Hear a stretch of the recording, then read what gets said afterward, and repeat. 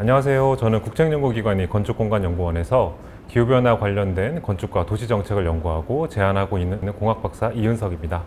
기후변화 적응은 성난 환경과 나 사이에서 이 공간이 스폰지 역할을 해주는 것에서부터 출발한다고 볼 수가 있습니다. 그래서 내가 살고 있는 이 공간이 얼마나 성난 환경으로부터 나를 지켜줄 수 있을 것인가에 대한 고민, 그리고 해법에 대한 내용들을 우리가 아주 쉬운 화분 하나 놓기, 나무 하나 심기, 그리고 콘크리트 포장되어 있는 부분들을 어떤 식으로 우리가 바꿔 나갈 것인가에 대한 작은 실천에서부터 충분히 기후변화 적응을 이뤄 나갈 수 있다고 저는 생각을 합니다. 이런 생각들이 하나하나 모여서 앞으로 우리가 변화하는 기후 환경에 충분히 적응하고 현재와 같이 살아나갈 수 있는 그런 미래가 앞으로 저는 충분히 올 수 있을 것이라고 저는 생각을 합니다.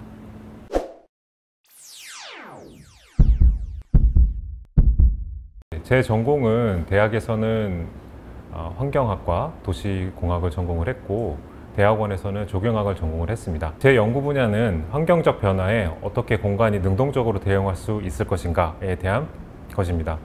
환경적 변화에 대해서 그 박사과정 때부터 연구를 하기 시작하였고 기후변화에 초점을 둔 상태로 지금까지 계속 연구를 진행을 하고 있습니다.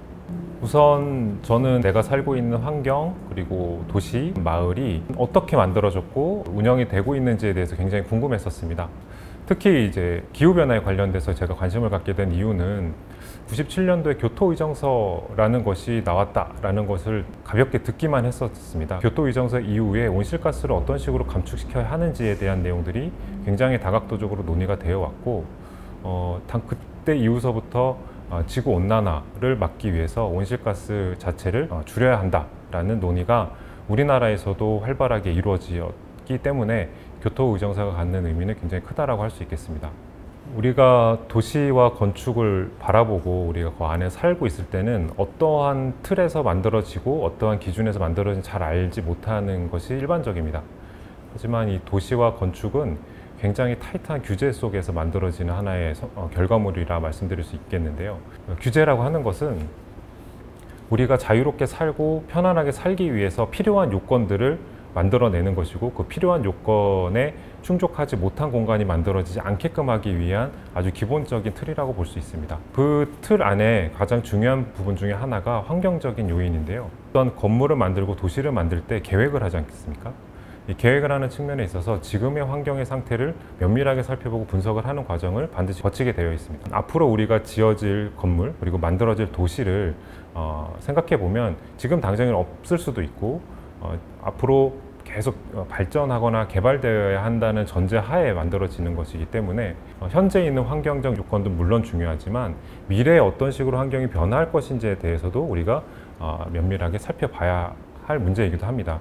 하지만 안타깝게도 우리가 건물을 만들거나 도시를 만들 때 과거에서부터 지금까지의 여러 가지 이력을 가지고 우리가 환경이 이렇다라고 전제를 하고 과거와 비슷한 환경에 이 지역은 완성이 될 것이다라는 그런 가정 하에 이제 우리가 도시 계획을 하고 건축 계획을 하게 되는 그런 역설적인 부분들이 있습니다. 앞으로 이제 우리가 기후변화 대응에 관한 노력을 한다고 했을 때 국가나 지방정부에서 정책적으로 추진하는 데 있어서 이런 환경적 변화를 충분히 담은 계획들이 만들어져야 할 것입니다. 일반적으로 도시계획을 수립할 때 짧게는 5년, 길게는 10년, 더 길게는 25년짜리 계획을 수립을 합니다. 그 사이에 굉장히 많은 변화가 발생할 수밖에 없다는 부분들을 전제하고 여러 가지 정책들을 만드는데 우리가 집중을 해야 됩니다. 왜 그러냐면 우리 시민들이 사는 데 있어서 안전함과 직결이 되어 있기 때문입니다. 국가나 지방 정부의 의무 중에 하나가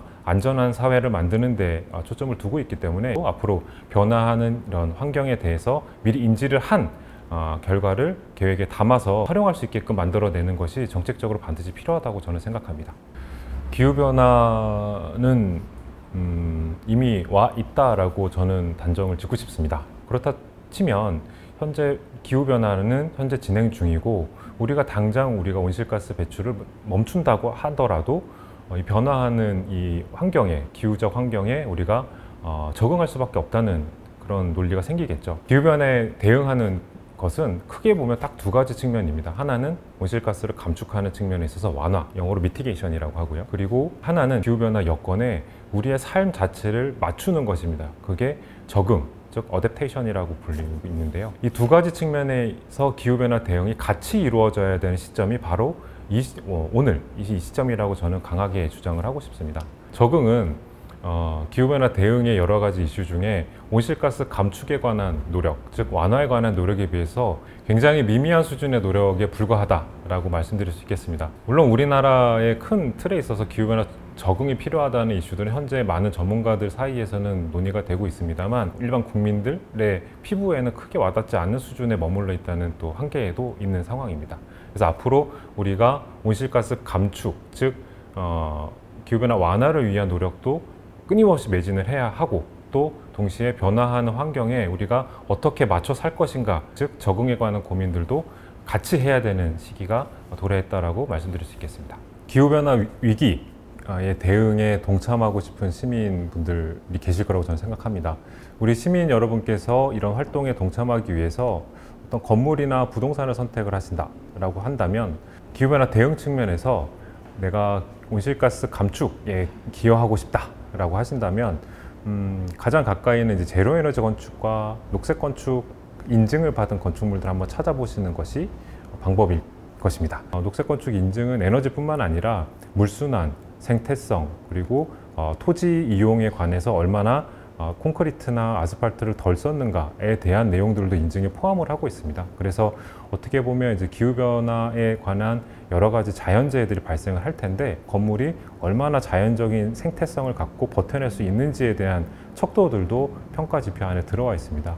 이런 것들은 아마 부동산에 가서 질문을 해보셔도 녹색 건축 인증 받았는지는 쉽게 조회가 가능하니까 그분들은 충분히 찾아보실 수 있다고 저는 생각을 합니다. 도시화에 의해서 우리가 건물을 지을 수 없는 곳까지 지금 건물이 들어가서 지어지고 있는 상황입니다. 특히 이제 축대가 많은 지역들이 서울에 굉장히 많이 있어요. 그리고 축대 위에 또 아파트가 지어지는 케이스도 굉장히 많이 있고 그런 측면에서 보게 되면 비가 왔을 때 축대가 없었던 그때 당시에는 굉장히 안전한 지역이었을지 몰라도 그 위에 이제 축대가 들어서고 아파트가 들어선 상황으로 바뀌게 된다면 산사태의 위험성이 높아지고 빗물이 많이 이제 스며들 수 있는 여건이 아니게 되는 것이죠. 그래서 내가 살고 있는 집 주변에 얼마나 많은 콘크리트들이 있는지를 살펴보실 필요가 있다는 것이고요. 아무리 봐도 나무나 숲은 보이지 않고 콘크리트 벽밖에 보이지 않는다고 한다면 준비를 하실 필요가 있다는 것이죠. 많은 빗물들이 우리 집 안으로 들어오지 않도록 미연에 막을 수 있는 여러 가지 장치들을 사전에 준비할 수도 있고 마을에 공동체가 있다고 한다면 의견을 한번 나눠보시는 것도 기후변화 적응에 관한 노력으로서 굉장히 중요한 활동이라고 저는 생각을 합니다. 비단 이제 우리나라뿐만 아니라 해외에서도 자연재해의 피해를 받은 주민들께서 일종의 인플루언서가 되세요. 우리 동네는 어디에서부터 침수가 발생을 했고 그 침수 피해가 어디까지 났었다. 근데 비가 내리는 강도가 점점 세지는 걸 봐서는 여기서부터 우리가 준비를 해야 된다라는 내용들을 지역에 오래 살고 계신 분들이 구전을 통해서 알려주신다는 거죠. 그래서 커뮤니티 활동이 굉장히 활발하게 이루어지고 있는 도시들도 많이 있습니다. 그래서 우리나라도 이런 준비들이 하나둘씩 필요한 시점이 점점 다가오고 있다라고 말씀드릴 수 있겠습니다. 지금까지는 제가 비에 관한 말씀을 드렸습니다. 반면에 이제 비가 안 오는 더운 여름 같은 경우에는 폭염의 이슈가 많이 뉴스거리가 되고 있죠. 얼마나 많은 또 녹지가 있고 또 얼마나 많은 공원이 있는지 내가 살고 있는 집 근처에 나가서 한번 보십시오. 만약에 이제 그런 장소가 없다고 한다면 태양열로 인해서 데워지는 아스팔트나 콘크리트의 열이 그대로 우리 집 안으로 들어올 수밖에 없게 됩니다. 그런 환경에 내가 만약에 놓여 있다고 한다면 화분이라도 우리 집 앞에 많이 설치를 하고 시청이나 구청에 연락을 해서 우리 집 앞에 가로수를 조금 더 보완을 해달라라는 민원을 넣으실 수도 있을 겁니다. 그 노력이야말로 녹색 인프라를 확대하는 하나의 개인적인 활동이라고 볼 수가 있고요. 이런 활동들이 모이면 홍수와 폭염이나 기후변화 관련된 재해들이 왔을 때 도시 안의 녹색 인프라들이 문제들을 완화시키거나 완충하는 도시 안에서의 생태성을 확대시킬 수 있는 그 결과를 기대해 볼 수 있다는 것입니다.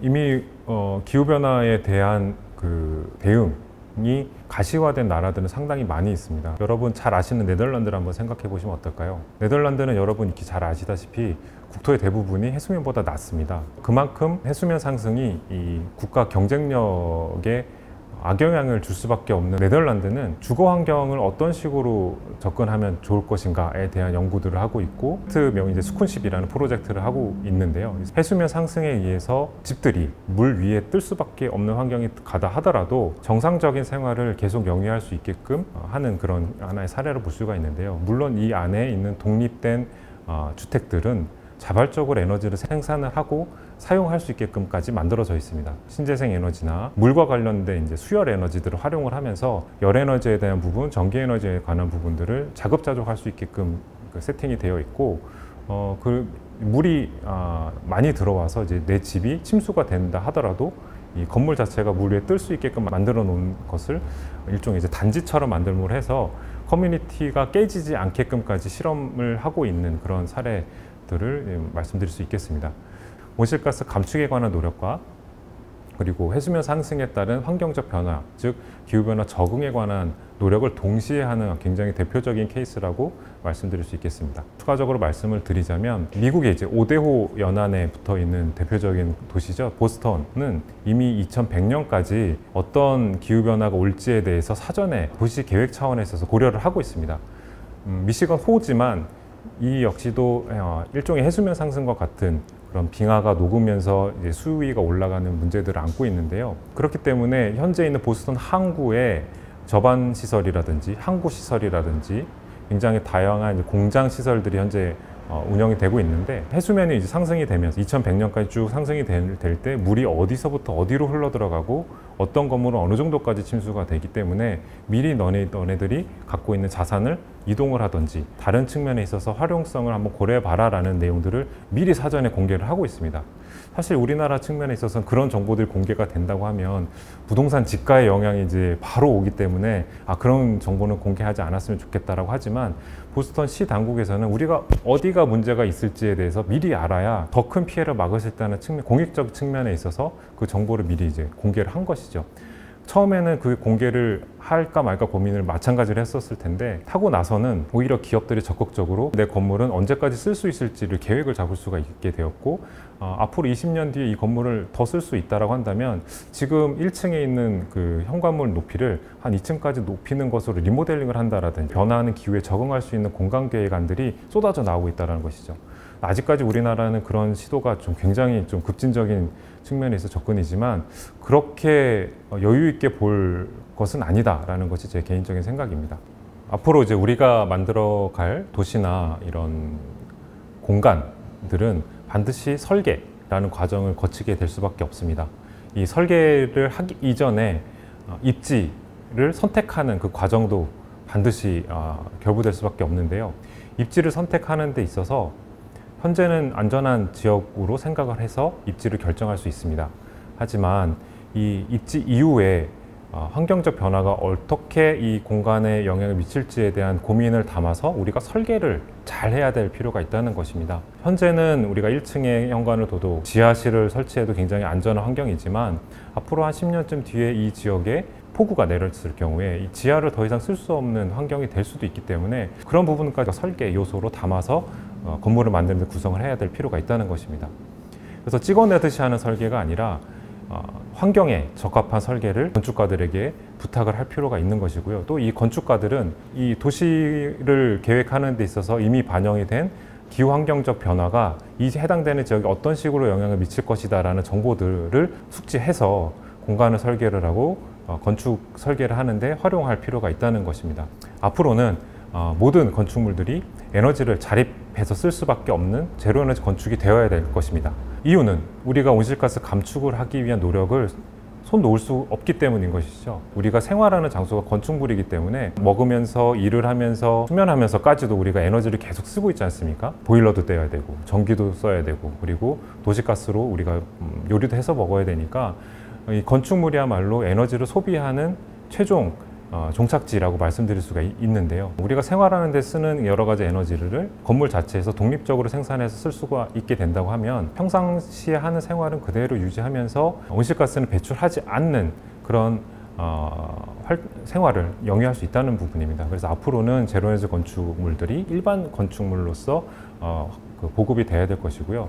앞서 말씀드린 것처럼 입지적 측면에 있어서 환경적 변화를 고려한 설계는 녹색 건축적 측면에 있어 접근이 필요하다고 저는 생각을 합니다. 즉 기후변화 적응의 형태로서 건축물들이 변화해야 될 것이고, 앞으로 열에 관한 문제나 물에 관한 문제가 앞으로 기후변화에 있어서 큰 영향을 주는 가장 큰 원소들이라고 본다고 하면, 열을 측면에 있어서 우리가 안전함을 가져갈 수 있는 건축물의 외형적 특성의 변화를 우리가 고민을 해봐야 될 것이고, 폭우나 홍수가 났을 때 내가 살고 있는 집이 안전하고 목숨과 재산을 잃지 않기 위한 설계, 그리고 공간적인 해석이 반드시 이제 전제되어야 될 것입니다. 그래서 앞으로는 우리가 만드는 그 도시나 주거 환경들이 변화함에 있어서 기후 변화와 같이 맥락을 함께하는 측면에 있어서 앞으로 진화가 더 필요하다고 저는 생각을 합니다. 사실 저는 이 기후 변화를 위기라는 단어로 굉장히 공포스럽게 바라보고 있는 분들도 굉장히 많다고 저는 생각을 합니다. 저는 단순하게 기후 변화를 공포의 측면에서 바라보실 것은 아니라고 저는 생각을 합니다. 이미 몇만 년 전부터 인류가 변화하고 있는 환경에 적응하면서 공간들을 쭉 만들어 왔었고, 우리는 그런 지혜를 여전히 갖고 있기 때문입니다. 기후가 변화한다 하더라도 우리는 충분히 그 변화하는 환경에 적응할 수 있는 능력을 갖고 있고 지혜를 갖고 있습니다. 다만 우리가 어떻게 선택하느냐가 굉장히 중요한 점이라고 저는 생각을 합니다. 그래서 단순하게 기후변화가 왔기 때문에 우리가 더 이상 편하게 살 수 없구나라고 걱정을 하실 게 아니라, 제가 예로 말씀드렸던 제로에너지 건축이라든지 녹색 건축과 같이 기후변화에 대응할 수 있는 여러 가지 기술들이 이미 많이 보급이 되어 있고 소개가 되어 있는 만큼, 이런 친환경 건축에 대해서 좀 더 관심을 갖고, 그리고 내가 살고 있는 동네와 내가 살고 있는 이 지역이 앞으로 이런 변화하는 환경에 어떤 영향을 받을 수 있구나라는 점을 좀 더 관심을 가지신다면 충분히 그 지혜를 모아서 어려운 부분들을 우리가 돌파해 나갈 수가 있고, 설령 내가 살고 있는 집이 앞으로는 더 이상 살 수 없는 동네가 된다 하더라도 이런 공동체가 같은 의식을, 같은 생각을 모아서 정부나 우리 국가에 제안을 하면 충분히 그와 관련된 담론도 모을 수가 있고, 또 대안도 만들 수 있는 그런 성숙된 사회 시스템이 우리나라에 이미 만들어져 있다고 저는 생각을 합니다.